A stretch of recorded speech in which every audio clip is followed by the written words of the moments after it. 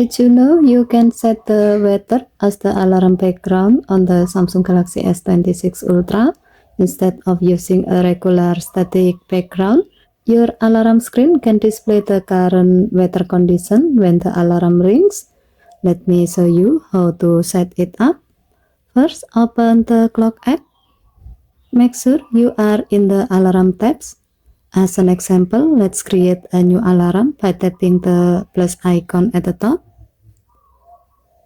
Here you can configure the alarm settings such as the time, days, alarm name, alarm sound, vibration, snooze, alarm groups, and alarm background.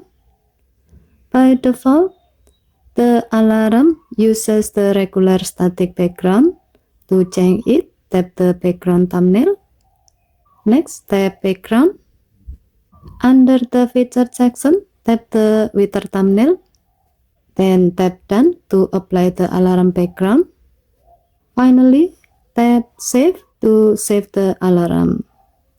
Now, when the alarm rings, the background will show the current weather condition, giving you a quick idea of what the weather is like outside.